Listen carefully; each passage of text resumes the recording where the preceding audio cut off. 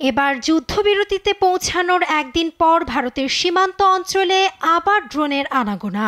রোববার ভারত পাকিস্তানের সীমান্তবর্তী রাজস্থানের বার্মারের আকাশে দেখা যায় ড্রোন। এ সময় স্থানীয়দের বাড়িতে থাকতে নির্দেশ দেয় প্রশাসন। জারি করা হয় ব্ল্যাক আউট। তবে এই ড্রোন কোথা থেকে এসেছে তা নিশ্চিত করেনি কর্তৃপক্ষ। রোববার বার্মার বিভাগীয় কালেক্টর ও ম্যাজিস্ট্রেটের এক্স অ্যাকাউন্টে একটি পোস্টের মাধ্যমে বাসিন্দাদের নিরাপদে থাকতে নির্দেশিকা দেওয়া হয়। বার্মারে ব্ল্যাক আউট শুরু হয় রাত ৮টায়। অন্যদিকে এর আগে রাজস্থানের জয়সালমার ও অন্যান্য সীমান্ত অঞ্চলেও ব্ল্যাক আউট কার্যকর করা হয়। পূর্ব সতর্কতার অংশ হিসেবে এই কার্যক্রম। জয়সালমারে স্থানীয় সময় সন্ধ্যা 7:30টায় শুরু হয় ব্ল্যাক আউট। ভারতীয় গণমাধ্যম হিন্দুস্তান টাইমসের দাবি, ব্ল্যাকআউটের কিছুক্ষণ পরে বার্মারের আকাশে লাল বাতি দেখা যায়, যা ড্রোন বলে সন্দেহ করা হয়। এরই মধ্যে সীমান্ত এলাকায় পাকিস্তানের যে কোনো আক্রমণ প্রতিহতে সতর্ক অবস্থানে রয়েছে নিরাপত্তা বাহিনী।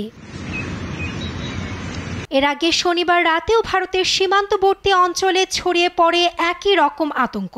যুদ্ধবিরতির পরও ভারতের ভূখণ্ডে পাকিস্তান হামলা অব্যাহত রেখেছে বলে অভিযোগ করে নয়াদিল্লি। এ সময় সেনাদের সজাগ থাকতে নির্দেশ দেয় প্রশাসন।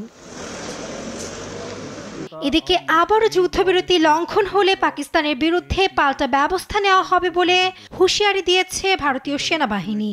রোববার এক সংবাদ সম্মেলনে ভারতের নৌবাহিনীর মহাপরিচালক জানান, যুদ্ধবিরতি লঙ্ঘনে এবার প্রতিশোধ হবে রক্তাক্ত।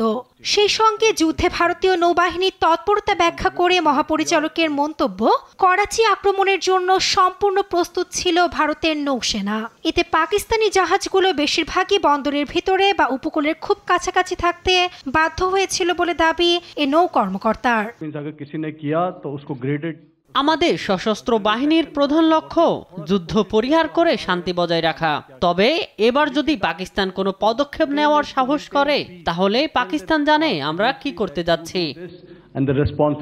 পেহেলগাম হামলার বদলা নিতে গেল 7 মে মধ্যরাতে পাকিস্তানের বিভিন্ন জায়গায় মিসাইল ছোড়ে ভারত। এরপরই সংঘাতে জড়িয়ে পড়ে দুই দেশ। তবে যুক্তরাষ্ট্রের মধ্যস্থতায় শনিবার যুদ্ধবিরতিতে সম্মত হয় ভারত ও পাকিস্তান। তবে এর কয়েক ঘন্টার ভেতর আবার পাল্টাপাল্টি যুদ্ধবিরতি লঙ্ঘনের অভিযোগ করে দুই দেশ। নাসরিন আক্তার, নিউজ ডেস্ক, দেশ টিভি।